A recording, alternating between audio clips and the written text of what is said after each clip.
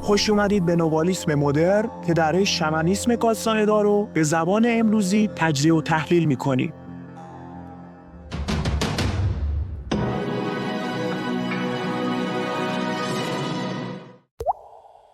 خب دوستان، با توجه به اینکه سوالات شما در خصوص پروازگران خیلی زیاد بود، من ترجیح دادم این ویدیو رو اختصاص بدم به پرسش و پاسخ هایی که در حوزه موجودات سایه شکل گرفته و تو ویدیوهای بعدی سعی می‌کنیم به ادامه خوانش بخش مرتبط از کتاب کرانه فعال بیکرانگی بپردازیم. سوال پرسیدن که من یه وقتایی سرگرم کارم هستم، به طور ناگهانی استرس میگیرم و دست و پام یخ میکنه. این همون باز شدن شکاف اراده است. میتونه باشه، امکان داره به خاطر تحریکات انرژتیکت باشه. دقت میکنی بسیار به تمریناتت هم داره ها، که چقدر تمرین میکنی و اینا، و ممکنه در دسترس پروازگر قرار بگیری. ولی خب این خودش میشه نوعی تمرین دیگه. تمرین تو با بی‌عملی اینه که سریع باید اونجا رو ترک کنی. در اینجور مواقع اصلا اون جایی که هستی باید ترک بکنی، بری قدم بزنی، حتی بدوی، بری هوا بخوری، اما اقسام بی‌عملی ها، این تفندها رو بزنی که اصطلاحاً پروازگر رو تو تلمبار نشه. راه رفتن گزینه خوبی، و اینکه گفتگوی درونیت رو کاهش بدی و منحرف کنی به سمت چیزهای دیگه. از هر وقت در مورد یه چیزی آگاه میشیم، حملات پروازگر بیشتر میشه. بله، دون خوان اشاره کرد براتون که چقدر سیستم سازماندهی شده فوق هوشمندی دارن. الان من و شما از چنین وجودهای آگاهیم. گمون نکنید که دیگه خیالمون راحت و دیگه بلدیم و نخه. الان پروازگر استراتژی هاش رو آپدیت میکنه که من و شما رو گول بزنه که انرژی بقاپه. بنابراین یکی از دلایلی که خیلی از مراقبه‌گرها هم میگن شما وقتی سطح معرفتت میره بالا، پتانسیل آلودگی غیر ارگانیک شما بیشتر میشه. همینه دیگه. اینا از کجا میگن؟ آلودگی غیر ارگانیک از پروازگر منتقل میشه دیگه. هرچی شما بیشتر بدونی، بیشتر در معرض آگاهی‌های بیگانه قرار میگیری و اونها انواع اقسام راهکارها و استراتژی‌ها رو ترای میکنن که ذهن خودشون رو به ما بدن و به قول دون خوان ما رو متقاعد بکنن که اون چیزی که اونها میخوان رو انجام بدیم. و روکش تابناک رو میخورند ولی به اصل انرژی درونی ما کاری ندارن. ببینید، روکش تابناک خودش حاصل از درخشش پیله انرژی ماست. از دید یک بیننده انرژی نماد آگاهیه. همه موجودات ارگانیک این رو دارن و حتی موجودات غیر ارگانیک. دقت میکنید؟ در واقع پروازگر کاری که انجام میده یک سری ترفندهایی میزنه که انرژی شما تبخیر میشه روی این روکش تابنده و از اون طریق میمکندشون. بقیه سربازان غیر ارگانیک میجهند و میلیسند پیله ما رو. حالا با سازوکارش رو جلسه بعد بیشتر براتون خواهم گفت. راجع به این که پروازگرها سربازهای یک قدرت بزرگند، اون قدرت بزرگ چی هست؟ ببین، سوال خوبیه. همینجا اشاره کنم یک چشم غیر ارگانیک. یکی از سالکان رویابین ما بود، روی این خصوص متمرکز شده بود، بعد بنده خدا دیوونه شد. ببین، در این مورد اصلا خیلی کیوریس نباشید، چون چیزی نیستش که از اقتدار ما بر بیاد. تو یکی از جلسات رویابینیش 2 مأمور غیر ارگانیکی رو بردن به سرزمینی که برام تعریف کرد مثل یکی از سکانس‌های ارباب حلقه ها بود. یک چشم غیر ارگانیک همه این طبقات ماتریکسی رو رهبری میکنه. و حالا این که چی هست بهتون گفتم دیگه، سلسله مراتب داره. دسته پروازگران که ناچه هاشون هم که توی سیاره زمین حالا هستن، طیف‌های مختلفی دارن و بیش از این هم اولا که نمیدونیم، ثانیاً بدونیم هم که هر چیزی رو که نمیتونیم بگیم. جز راست نباید گفت، هر راست نشاید گفت. یه سری چیزها رو من بهتون بگم شما رو ویروسی تر میکنم اصلا. دقت میکنی؟ اما به که ندانیم و واقعیتش نمیدونیم که چیه. ناشناخته‌اند. موجوداتی که میلیون ها سال پیش از ظهور انسان آریانی و حتی آتلانتیسی بودند، به قول دون خوان از اعماق کیهان آمدند و اینجا غذاهای چرب و نر می‌دیدند، برای یغماگری تشریف آوردند. اگر با آگاهی از اینکه کسی درگیر غیر ارگانیک است، به جای پرهیز از دیدن او به استقبال دیدن او برویم تا با غیر ارگانیک هایش مواجه شویم، چه پیامدی را ممکن است تجربه کنیم؟ ببینید، اگر به عنوان یک مبارز که دارید میرید، پس میدانید که چه میکنید دیگه. این اتفاقا یک محک خوبه برای مبارز. مشروط بر این که مسئولیتش رو بپذیرید و خودش یک تمرین دیگه. کما اینکه من خودم همین کارو میکنم. و نکته‌ای که وجود داره اینه که اگر شما مبارز باشید و مسئولیت بپذیرید، هیچ کاری نمیتونه بکنه. هیچ غیر ارگانیکی هیچ کاری نمیتونه در مقابل یک سالک مبارزی که اراده داره انجام بده. توجه بکن چی دارم میگم. اما اگر بقیه کارات رو مثلا مسئولیت نمیپذیری، اینم مسئولیت نپذیری، اندو هردن بیلی الهی به امید تویی بخوای بری، هم واضحه دیگه ممکنه حتی بیمارت هم بکنن، اون چنان که دون ملچور میگه. و بعضی از موجودات غیر ارگانیک هستن که تمایل شدیدی دارن به اینکه انسان‌های قدرتمند رو بگیرن گوشه کنار، ضعیفش بکنن، ارادهش رو سست بکنن و تسخیرش بکنن و از اون طریق به انرژی خاری مبادلت کنن. نهایت اتفاقی که میفته شخص میبینه چند روز بیماره. البته دون ملچور میگه، از خودم دارم نمیگه. برابر این سالکی که مسئولیت عملش رو پذیرفته، حتی اگر بیمار هم بشه براش یک تجربه خواهد بود. این نکته رو پس یادت باشه. اون بیماری رو هاش دست و پنجه نرم میکنه و گفتیم آزمون رو تبدیل به تجربه میکنه. یک ساله که با اراده، این قضیه همونه، میره اون چالش رو میپذیره و باش کنارم میاد. میل به صحبت کردن هم حمله پروازگره. میل به صحبت کردن ممکنه به واسطه ازدیاد انرژی شما باشه. تجمع انرژی شما وقتی در مرکز گدوگاهتون زیاد میشه، شما میل داری صحبت بکن. این هم هست. و میل در هر چیزی میتواند از کانال پروازگر بگذره. ببینید هر چیزی میتونه کانال تغذیه پروازگر باشه، هر چیزی میتونه باشه، اصلا هر چیزی که بهش فکر میکنی. چون ما گفتیم و باز جذابیت بیشتر خواهیم گفت که اینها فکرند، فکر به ما میدن. پس هر چیزی که شما بهش میاندیشید میتواند از فیلتر پروازگر عبور کنه.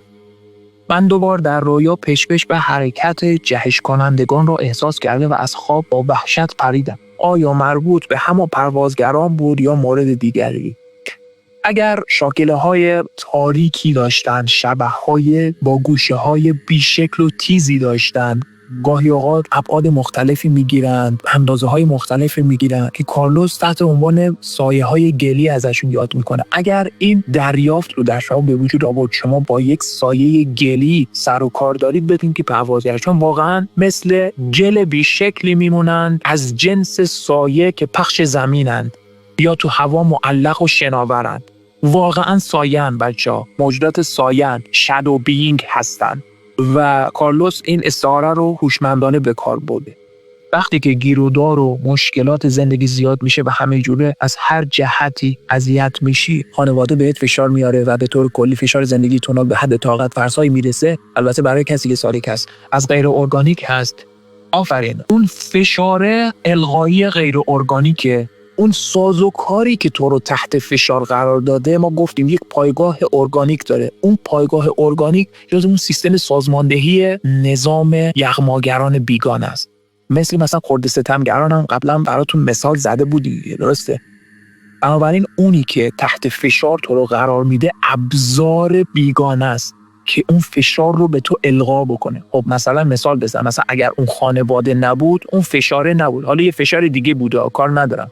میخوام بگم خانواده، محیط کاری، نمیدونم ابزارهای تونال، اینها ادوات بازیچه گرفتن آگاهی انسانی هستن که توسط خود پروازگران بیگانه طراحی و تدوین شدن در تونال. و ما خدمتون عرض کردیم جزیره تونال به توسط قراردادی بنا شده که در عصر آتلانتیسیان ها بین اجداد ما و بیگانه ها بسته شده. این یعنی چی؟ یعنی مثلا من الان تو اتاقم، این فرش، این دیواری که اینجا علم شده، این سقفی که میبینم، این همش تفاسیری هستند که در ازای انرژی که من به پروازگر میدم برام برپا شدن، بر من مترتب شدن، بر آگاهی من چیره شدن. اگر این گفتگوها قطع بشه چی میشه؟ دیگه این دیوار نیست، ذهن کات میشه، دنیا متوقف میشه.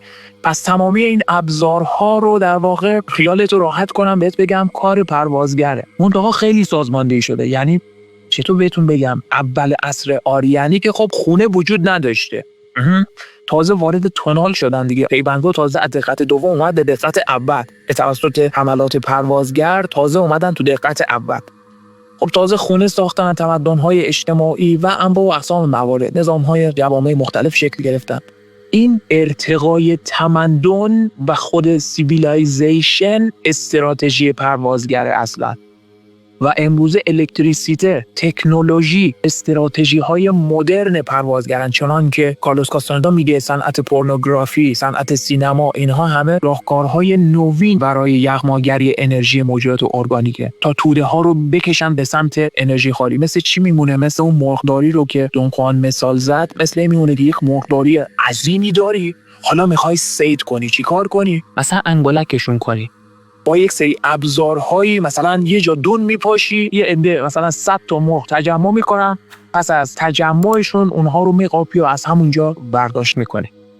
باز حالا من جلسه بعد بیشتر در مورد اون سازوکار قرار داده که بین اجداد ما غیر ارگانیک ها بسته شده خواهم گفت که باز قضیه روشن بشه. ما گفتیم دیگه این گفتگوی درونیه که ما رو پیوندگاهمون رو فیکس کرده در دقت اول، این ناشی از حملات پروازگره. گفتگوی قطع بشی چی میشه؟ ما میریم تو دقت دوم، اصلا دیگه تونال محو میشه، اصلا تونالی وجود نداره. آقا جان تونال فقط خاطره است. تونال فقط خاطره‌ای که در ذهن ایجاد شده. تا زمانی که پروازگر ما رو میخوره ما تو تونال هستیم و این شده یه تنها منبع انرژی در دسترس ما. چاره‌ای هم نداریم چون توی تونال غذا میخوریم. تجدید حیات ما تو توناله. بخش عظیمی از انرژی ما از تونال میاد. انضباط خیلی ویژه و خاصی میخواد که ما بی‌نیاز بشیم از غذای تونال. مثلا اون یوگی هایی که کلا از انرژی زمین مستقیما تغذیه میکنن یا از انرژی خورشید استفاده میکنن و اونها خیلی راحت تو بین دقت های مختلف میرن و میان. توجه میکنید اون گفتگوی درونی که این جزیره تونال رو ساخته اگر بخواد متوقف بشه ما آزاد میشیم دیگه، یک لول آزادتر میشیم. البته از یه جایی به بعد اصطلاحاً آدم از دست میره و دیگه نمیتونن کاری کنن. چاکرا هفتم به روی غیر ارگانیک ها بسته است. ببینید مرکز انرژی هفتم کلاً به طور دیفالت و پیش‌فرض از دسترس انسان خارج شده، یعنی بیگانه اشغالش کرده. واسه همینه که ما اینجا گیر افتادیم. مثلا دقیقاً به همین دلیل دون قرآن میگه انضباط خیلی سفت و سخت و شدیدی میطلبه که بتونیم دوباره مرکز هفتم رو از دسترس پروازگر خارج کنیم. دقت میفرمایید و من بهتون بگم اصلا کناره‌گیری از اجتماع یکی از شرط‌های اساسیشه. به خاطر اینکه تو دل اجتماع باشی تو نمیتونی خالی از پروازگر باشی، اصلا نمیتونی. چی میشه مثلا نهایتا از یه خیابون داری رد میشی بوم ماشین میزنه تو رو با خاک یکسان میکنه. این چیزی که ما رو فیکس کرده در واقع پروازگره. پروازگر از یک طرف این تونال رو سفت کرده که آگاهی ما رو منسجم کنه در یک خاله و این هم قصد نیاکان ما بوده دیگه، چون ما خواستیم که قلمرو آگاهی ما تفکیک بشه دیگه، سازماندهی شه دیگه. تو پلیلیست آفرینش و نژاد شناسی ما به تفصیل در این رابطه صحبت کردیم. اما از اون طرف از اون بر دیوار ما گاهی اوقات میافتیم. من اینطور در نگاه اول از سوالت برداشت کردم که گفتی آدم از دست میره. گاهی اوقات تخلیه انرژی اونقدر زیاده که واقعا آدم از دست میره، یعنی اصلا تو تمرکز به هیچ چیز نداری. دقت میکنی؟ اما از اون برش هم هست، یعنی گاهی اوقات شما با انضباط شدید اونقدر مستحکم میشی، اون حوزه الکترومغناطیسی رو اونقدر تقویت میکنی که دیگه اون به تو نزدیک نمیشه، از دور رصد میکنه دیگه. من خواهم گفت که پروازگران بیننده هستن، خودشون بیننده انرژی هم. انرژی رو میبینن و میفهمند کی ارادش ضعیفتره برن به اون بچسبند، کی قویتره ازش دور بشن. این که میگم بیننده چون میفهمن همه چی رو. واسه همینه که تفسیر تونالش این میشه شما مثلا توی جمعی وجود داری، از بین اون جمع 7-8 نفر مثلا آدم هستین دارین با هم حرف میزنین، دو تا سه تا یا جمعی یه نفر برای همه. یکی از اون جمع ارادش از همه ضعیف‌تره. چه اتفاقی میفته؟ پروازگران میان هجوم میارن به اون نهایت پدیده‌ای که براش رخ میده چیه؟ جمع رو که ترک میکنه گفتگوهای درونیش یک شکل خاصی میگیره. پیش خودش فکر میکنی وای، مثال میگم من چرا توی این جمع از همه داغونتر بودم، همه در مورد هر چیزی میتونستن حرف بزنن، من نتونستم، من اصلا هیچی بلد نبودم.